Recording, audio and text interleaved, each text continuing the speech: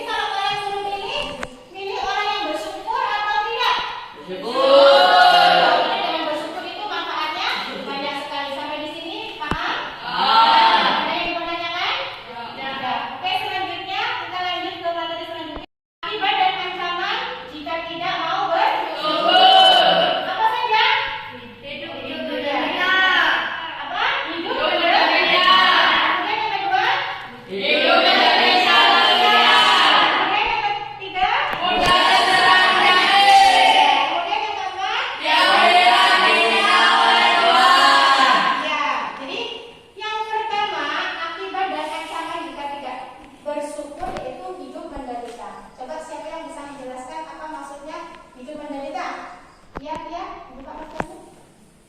Hidup rasanya selalu menjadi beban, iri dengan keberuntungan orang lain, dan enggan untuk berusaha lebih baik. Ya, coba siapa yang bisa menjelaskan apa maksudnya tadi? Jadi orang akibat ancaman tidak mau bersyukur itu pasti yang pertama hidupnya akan menderita. Ya. Siapa yang bisa menambahkan lagi? Apa maksudnya? Tadi? Mereka yang tidak mau bersyukur hidupnya penuh dengan kesusahan, Ya. mengeluh dan menyalahkan takdir. Iya, jadi orang yang tidak mau bersyukur itu selalu hidupnya menderita, ya, selalu menjadi beban. Kemudian iri, misalkan temennya punya motor, iri karena kita nggak bisa beli motor baru. Kemudian dengan keberuntungan orang lain, temannya dapat prestasi, iri, ya. Kenapa saya tidak bisa mendapatkan itu, ya? Kemudian dan bukan untuk berusaha lebih baik, sudah iri, tapi dia tidak mau berusaha lebih baik. Temannya dapat prestasi, dia iri, tapi tidak ada kemauan untuk bisa berprestasi. Temannya dapat juara, misalkan dalam kegiatan lomba, dia iri, tetapi tidak mau berusaha. Itu merupakan ancaman jika kita tidak mau bersyukur. Kemudian yang kedua, hidup menjadi selalu sia-sia. Siapa yang bisa menjelaskan? Ya, Andi. Penelitian membuktikan orang yang tidak bersyukur selalu memiliki sifat negatif pada diri sendiri, pesimis, dan pada orang lain buruk sangka. Iya, jadi menganggap apapun yang terjadi, misalkan hari ini banyak bocor, ya, dia menganggap itu sesuatu yang sial, ya. Kemudian dapat musibah apa, dia menganggapnya itu sial, padahal itu semuanya bentuk kenikmatan yang Allah berikan, ya. Jadi yang kedua yaitu hidup menjadi selalu sial. Jadi menganggap semua apapun yang terjadi dalam hidupnya itu merupakan kesialan. Kemudian yang ketiga, mudah terserang penyakit. Coba siapa yang bisa menjelaskan? Ya, Vicky. Pemarah, mengeluh dan berpikir negatif adalah sifat dari orang yang tidak mau bersyukur dengan keadaan yang dia miliki. Iya. Jadi orang yang tidak pernah mau bersyukur, nanti ancamannya pasti mudah terserang penyakit. Tadi yang sudah Ibu katakan, jadi gampang marah, nanti harus jadi mudah stres, jadi darah tinggi, ya. Jadi mudah terserang penyakit, kena penyakit jantung, ya, kena stroke dan sebagainya, ya. Kemudian yang terakhir yaitu tidak disiksa oleh Tuhan. Coba siapa yang bisa menjelaskan? Di akhirat disiksa oleh Tuhan. Nah, siapa yang bisa menjelaskan? Ayo, siapa? Allah berfirman, dan jika kalian manusia mau bersyukur atas nikmat yang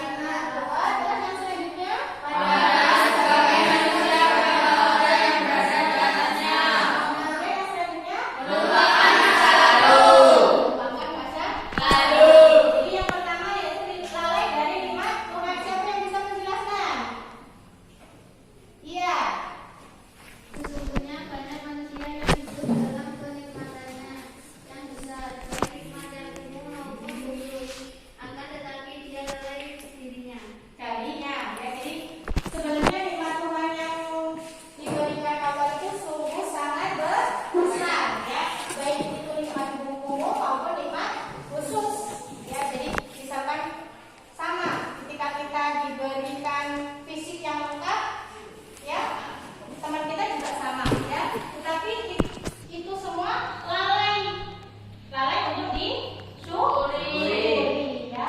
Jadi orang itu lalai yang pertama tidak mau bersyukur itu pasti lalai, tidak bersyukur, tidak ingat bahwa itu semua nikmat dari Tuhan yang Maha Esa. Kemudian yang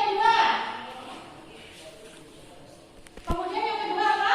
Kebodohan hakikat nikmat. Saya kira bisa menjelaskan, ya. Sebagai orang yang tidak mengetahui nikmat, tidak mengenal dan tidak memahami hakikat nikmat, dia tidak tahu bahwa dirinya berada dalam kenikmatan karena dia tidak mengetahui hakikat nikmat. Ya. Ya, itu tadi yang kedua, ya. Kemudian yang selanjutnya yang ketiga apa? Pandangan sebagian manusia pada atasnya, ya. manusia. Siapa yang bisa menjelaskan? Ya. Ya, bisa menjelaskan. Jika seorang manusia melihat kepada orang yang di atasnya, yaitu orang yang diberi kelebihan atasnya, dia akan meremehkan karunia yang Allah berikan kepadanya. Ya, jadi pandangan sebagian manusia kepada orang yang berada di atasnya. Jadi dia itu selalu melihat yang di atasnya terus, tidak pernah melihat ke bawah, ya. Kemudian yang terakhir yaitu melupakan masa lalu, ya. Jadi dia tidak ingat kehidupan yang pernah dia lewati. Misalkan dulu pernah susah, dia tidak pernah ingat, ya. Misalkan dulu pernah dalam keadaan yang tidak nyaman, tidak ingat, ya. Jadi merupakan masa lalu. Sampai di situ ada yang dipertanyakan?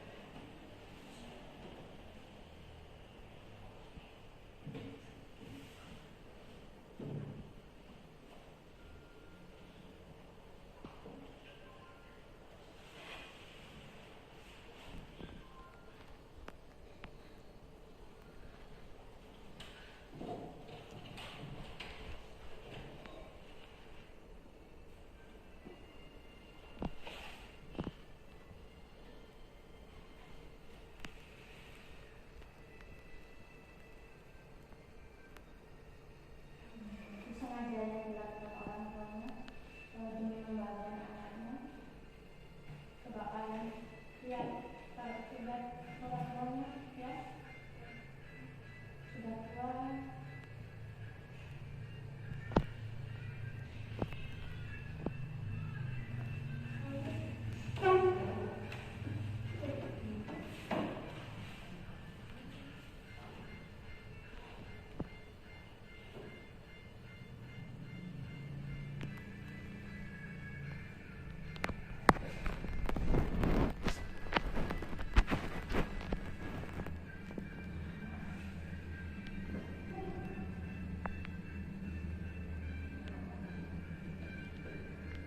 Tapi bapaknya begitu sayang sama anaknya ya.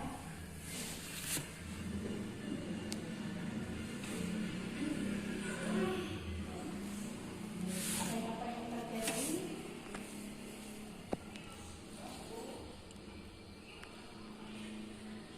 Nah, bapaknya meninggal.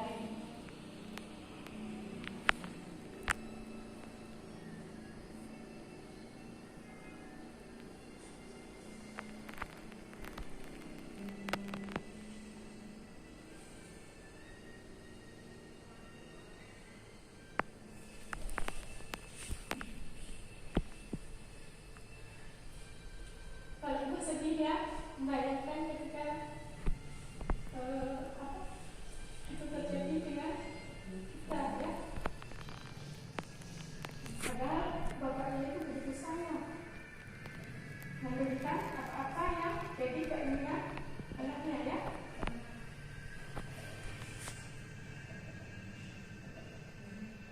Dipesankan lewat online. Coba, lantas kamu kapan? Dan justru apa yang dilakukan anaknya?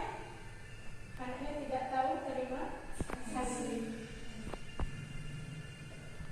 Walaupun bapaknya berikan sayang ya.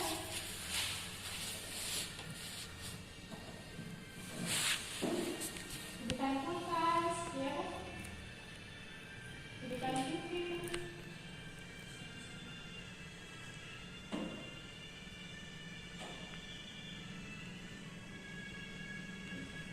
Dan sampai pada akhirnya bapaknya harus meninggal.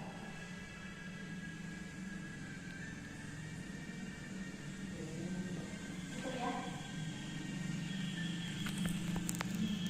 Oke, ya. Jadi video tersebut ada itu kalau melihat sampai menangis ya, karena memang begitu sedih membayangkan ketika itu terjadi dengan kita, dengan orang tua kita ya. Coba dari video tersebut ibu minta dari kelompok kalian kira-kira pelajaran apa yang dapat kalian petik ya. Kalian tulis, nanti kalian sampaikan. Kita dulu ada apa? Sudah pelajaran dari siapa? Ada bisa. Dari video yang sudah kalian lihat ya, coba dari masing-masing kelompok pelajaran apa yang dapat kalian ambil? Coba dari kelompok kalian dulu yang mau menanggapi. Ya, kelompok 1 silakan pilih berdiri.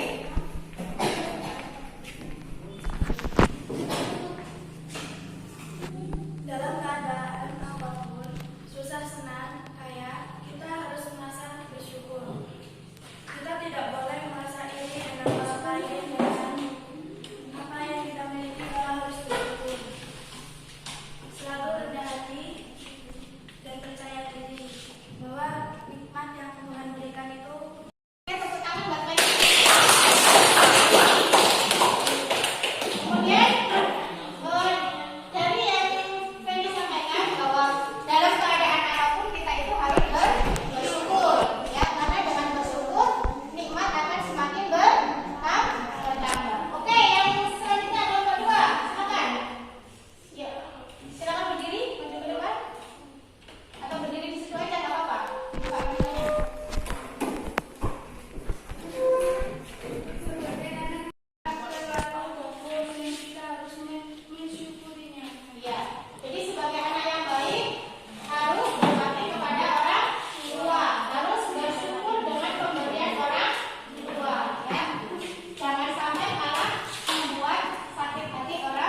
Jadi orang tua. Oke, tepuk tangan buat orang tua.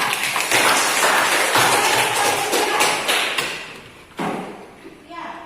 Kita harus selalu bersyukur dalam keadaan apapun atau saat kita ditakdirkan kaya atau miskin. Kita harus bersyukur atas karunia atau nikmat yang Tuhan berikan kepada kita. Ya. Ya. Jadi tepuk tangan buat orang ketiga. Kegiatan kita sudah selesai ya, jadi tahap demi tahap sudah kita lalui. Jadi Ibu mau menanyakan kepada kalian, jadi manfaat apa setelah kita mempelajari kegiatan hari ini? Manfaatnya banyak sekali ya. Dengan bersyukur, nikmat yang Allah berikan kepada kita itu akan semakin berbanyak, akan semakin